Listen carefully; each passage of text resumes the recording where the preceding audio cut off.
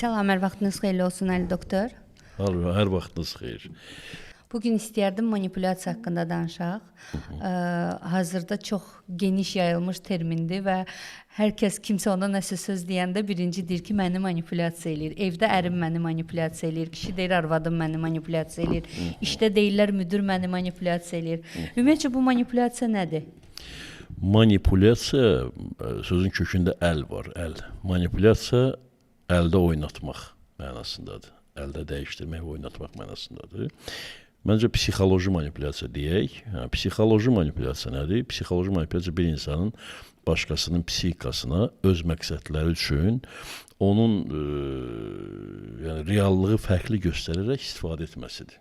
Belə sadə desək belə. Yəni mən öz məqsədimə çatmaq üçün qarşımdakı insanın dünya görüşünü girərək istifadə edirəm. Onu bir əşya kimi istifadə etmiş oluram. Manipulyasiya axı əslində sözün özü cansız əşyalar üzərində işdir. Psixoloji manipulyasiya artıq insana cansız əşya kimi baxmaqdır. Aynen. Deyir ki, bir müdrik deyir, biz deyir insanları sevməli, əşyaları istifadə etməliyik, tərsinə yox. Amma tərsinədir. Biz əşyaları sevirik, insanları istifadə edirik. Ona görə doğrudan da manipulyasiya həyatımızda sağda, solda, hər yerdə manipulyasiya çoxdur. Görünən, görünməyən var. Buyurun. Bu yaxınlarda qarşıma bir cümlə çıxdı. Deyir kişi evə gəlib yoldaşına deyirsə ki, yemək yenə də bişirməmisən. Bu manipulyasiyadır. Manipulyasiya deyəndə bu bilsin nədir? Bu bəli, manipulyasiyadır. Negativ, emosional yaratmaq, vəziyyət yaratmaq üzərindən qadın özünü doğrultsun deyə. Bu toksik münasibətdir də belə deyək. Manipulativ münasibət əslində toksik münasibətdir.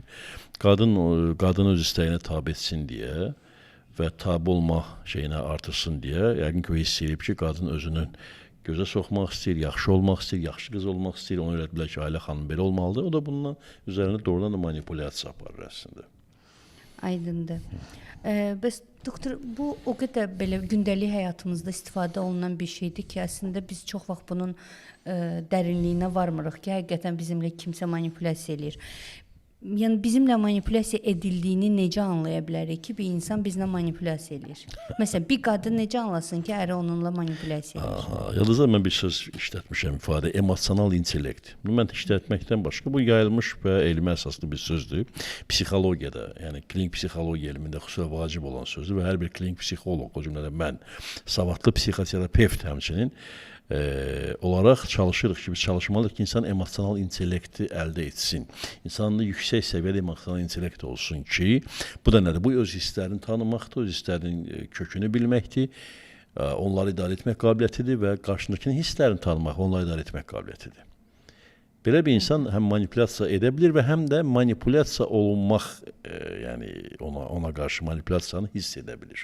Manipulyasiya olunmaq təhlükəsi azalır. Demək, mənim, yəni baxın, milyardlarla insan bu dəqiqə dünyada manipulyasiya olunur. Biraz yüksəkdən və kənardan baxanda. Siz elə bilsiniz, reklam manipulyasiya deyil ki, İnsanların tələbatlarını süni tələbat yaratmaq. Məsələn, rəhli qazlı sulara tələbat yaradıblar, süni tələbat. Bu manipulyasiyadır. Çünki insanın suya ehtiyacı var. Süni qazlı, məsələn, şirin suya yox. Məhz mənim şirkətimin suyuna ona qarşı tələbat yaradırsa, bu reklam üzərindən manipulyasiyadır hətta. Yəni, manipulyasiya sağda, solda hər yerdə doludur. İnsanın emosional intellekt səviyyəsinə görə, emosional zəka səviyyəsinə görə manipulyasiyanı əldə edə bilər. Bunu necə öyrənməli, bunu gərək üzərində işləyək. Biz elə gəlməsin ki, biz oradan burada oxumuşuq manipulyasiya, sən məni manipulyasiya edirsən. Bəlkə sən qarşındakinin doğrudan niyyəti yaxşıdır. Niyə görə manipulyasiya? Manipulyasiya o vaxtı düşünmək olar ki, o hansısa bir müddət sonra ayıla bilərsən ki, o hansısa öz şəxsi məqsədini çatmaq üçün, cılız məqsədlər üçün böyük-böyük dəyərlərdən danışıb, sənin gözünə külüb və istifadə edib. Aydındır. O zaman belə çıxır ki, biz, məsələn, mən manipulyasiya etməyi bacarıramsa, qarşı tərəfdəkinin manipulyasiya etdiyini daha rahat anlaya bilərəm. Bəli, 100%. Üstə gəldə manipulyasiya doğrudur, elə o cür. Aydındır. Ümumiyyətlə manipulyasiya hansı insanlar edir? Məsəl üçün, uşaqlıqda hər hansısa bir travma mı keçirmiş, ya uşaqlıqda məsələn valideyn onunla manipulyasiya etmiş, belə Məsələn, insanlar mı edir yoxsa Məsələn, demək olar ki, bütün xanımlarımız, Azərbaycan xanımlarımız manipulyativ texnikaları uşaqlıqdan öyrənirlər. Təkcə Azərbaycan xanımları yox. bəyləri də? Yox, təkcə Azərbaycan xanımlar, bütün türk xalqları, türk toplumları və müsəlman toplumlardakı xanımlar hansı patriarxal ailədəki onlar böyüyürlər, qadağalar altında böyüyürlər. Bu qadağalardan çıxmaq da insanın təbiətidir. O qadağalardan gizlindən çıxmaq və məqsədlərə nail olmaq üçün ata başda olmaqla hər kəsi manipulyasiya etməyi öyrənirlər. Demək istəyirsiniz, qadınlar manipulyasiya edirlər. Daha çox qadınlar manipulyativ texnikaları bilməyə meyillidirlər. Yəni suala bir də qayıtsaq, sual konkret olaraq necə idi? Manipulyasiyanı hansı insanlar edir? Hansı problemi olan O insanlar, bunu misal üçün o dedim ki, o insanlar ki, niyə dedim bu misalı? Onlar baskı altında olurlar ilk növbədə və baskı altından çıxmağın daha zərərsiz üsullarını axtarırlar. Doktor, o qədər qadınlarımız var ki, kişi manipulyasiyasına uğrayır, məsəl üçün.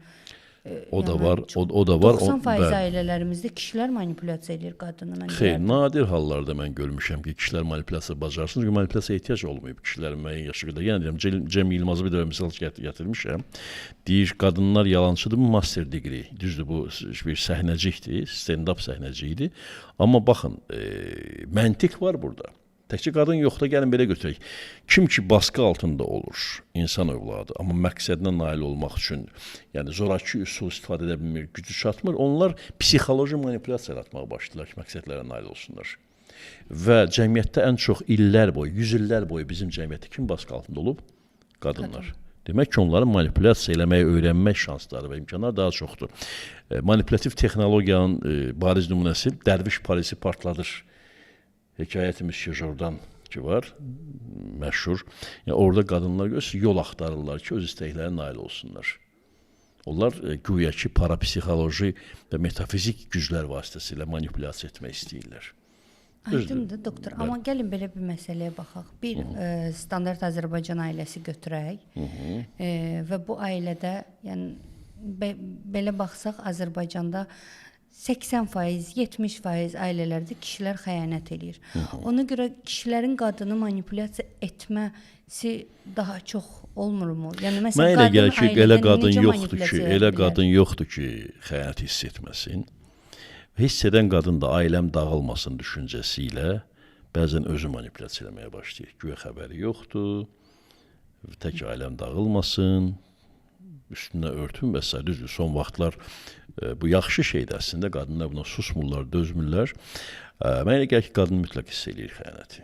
Mən elə gəlir ki, yox, bir psixoterapevt olaraq görmüşəm və bilirəm ki, qadınlar üstünü vurmasa da xəyanəti mütləq hiss eləyirlər. Bir hissiyat var onlarda, Allahdan pay verilmiş. Kişilər özlərini aldatmasın ki, mən qadınımı aldadıram. Aldada tora düşən, aldananlar əslində kişilər olur çox vaxt. Ona gəlir ki, o aldadır. Məsələn, belə komedi klubda var Ruslarda, bizim komediya və lətifə əsaslı bəzi göstərilərdə var bu. Kişinin sevgilisi ilə xanımı görüşür ki, bu son vaxtlar bizə pul az ayırır nəsə. Üçüncü bir adam var kimsə, gəlin onu tapaq. Yəni, kişi elə bilir ki, onu da aldadır, bunu da ortada özü manipulyasiya olunur. Biraz sanki kişilər tərəfdən çıxış etmiş kimi oldunuz. Yox, mən sadəcə istəyirəm dərinliyə baxaq, biraz daha ciddi baxaq məsələyə. Yəni, mən daha cəmiyyətimizdə belə görürəm. Məsələn, kişilər qadınlara ora baxdın, bura baxdın, gedəndə icazə al, gələndə icazə al. Onda gəlin belə götür. O manipulyasiya deyil, o dominasiyadır. Yəni, psixoloji manipulyasiya dominasiyadan fərqlidir. Dominasiya əzərək idarə etməkdir, o manipulyasiya deyil. Manipulyasiya oynamaqdır, hiləgərliklə aparılan işdir. Dominasiya isə əzərək iradəni yeritməkdir ki, o sadistik münasibətdir, o narsistik münasibətdir, o toksik münasibətin formatıdır. Siz manipulyasiya soruşdunuz axı. Manipulyasiya, yəni bir janglyor ki var, şarları oynadır. Bu odur manipulyasiya. Əldə oynatmaq, manipulyasiya, manus, əldir. Anlayırsın? Bəli. Təşəkkür edirəm. Buyurun. Yəni istəyirəm bunun fərqi başa şey. Dominasiya ayrıdır, əzmək ayrıdır. Dediyi manipulyasiyanı kimlər eləyir? Bəs manipulyasiyaya tabe olan hansı insanlardır? Hansı ehtiyacdan manipulyasiyaya tabe olurlar? Baxın, belə bir təmsil var, tülkü ilə qarğanın təmsili. Bəli. Çox ideal bir manipulyasiya hekayəsidir orada. Hiyləgər manipulyasiya. Tülkü və leylək. Tülkü və qarğa. Qarğadır. Qarğı altın ağzında pendirin ağacda oturur. Türkü Aha, gəlir bəli, aşağıdan. bəli. Sən Mən gözəl başqasını səsin var imiş. Bülbül zad yanında qələt eləyir. Bir ağız oxu. Yalancı tamaşkar Allahdır axı. O da oxuyanda pendir düşür, türkü pendirə sahib olur. Onun qarğanı oxumağı da vecinə deyil. Yəni sizi kimsə tərifləyəndə diqqətli olun. Baxın görün doğrudan sizdə bu keyfiyyətlər varmı və görün bu insanın məqsədi nədir? Həmişə fikirləşmək lazımdır manipulyasiya tutmağın. Bunun mənə bu sözü deməkdə marağı nədir? Bir sual verin özünüzə. Qarğa bilməlidir ki, bülbül qədər oxuya bilməz. Emosional intellekt sıfır səviyyəsində olduğu üçün və yalancı özgüvən sərhədlərini aşdığı üçün, həqiqi özgüvən axı dəqiq bilməkdir öz keyfiyyətlərin və xasiyyətlərin. Onda əlbəttə istifadə olunacaqsa manipulyasiya olunacaq. Manipulyasiya səni kimsə istifadə edir öz məqsədləri üçün. Amma əzərək deyil. Elə formada ki, sən rahatlıqla bunu edirsən. Aydındır. Bəzən sevərək edirsən. Və ən güclü manipulyasiya növlərini birisi deyim, dini manipulyasiyalardır. Dini mövzularda özünü Allah adamı kimi göstərən, dindarlıqla pərdələnən, o tülkü həccə gedir hekayəsi var. Yaxşıdır ki, maraqlı təmsillərimizdə çox şey öz əksini tapıb. Həccə gedən tülkülərin güclü manipulyasiyası olur. Çünki insanın dini inancı dərin və həssas məsələdir. Və bunun üzərində oynayanlar bilirsiniz nə qədər çoxdur. Kütlələr üzərində bəzən özlərini filosof, din xadimi adlandıraraq, insanların din inanclarına toxunaraq, onların hisslərini sallayaraq, istədiklərini cəmiyyətə yeritmək və məşhurlaşaraq əlavə pul qazanmaq istəyi olan insanlar çoxdur. Təəssüf ki. Bu da bir kütləvi manipulyasiya, kütləvi psixoloji manipulyasiya üsullarıdır. Aydındır, amma sanki biz elə bil həqiqətlərə açıq gözlə baxmaqdansa daha çox manipulyasiyaya getmək bizə daha rahatdır. Bəli, insan aldanmağı xoşlayır, doğrudur. İnsan təbiətində özünü aldatmaq var. Bu doğrudur. O zaman manipulyasiyaya tabe olan insanlar deyə bilərik ki, ən çox özlərini aldadan insanlardır. Aldatmağa meyilli insanlar. Ümumiyyətlə, insanlar istəyir ki, ağrı, acı hiss etməsin. Və biz ruhi dünyadan gəldiyimiz üçün təbiətçi, biz ağrı, acı orada hiss etməmişik deyə, burada da ağrı, acını qəbul etmirik. Manipulyasiya ona görə uyuruq ki, biz ağrısız, acısız yollar axtarırıq ki, qətiyyən asan olmalıdır yolumuz. Və bizə yolumuzu dırnaq arası asanlaşdıranlar manipulyasiya edir. Divlə cırtdanın nağılı var axı. Cırtdan hara gedir? Işıq gələn tərəfə. Div cırtdan gelib manipulyasiya eləyib, yatırdıb, yuxuya verib yeməkdənsə, cırtdan divi manipulyasiya eləyərək o vəziyyətdən çıxır. Yəni manipulyatora qarşı manipulyasiya cavab vermək bacarığı da olmalıdır. Bu da bir ayrı bir mövzudur. Aydındır, doktor. Yəni işıq gələn tərəf bəzən itirən tərəfdən daha təhlükəli ola bilər.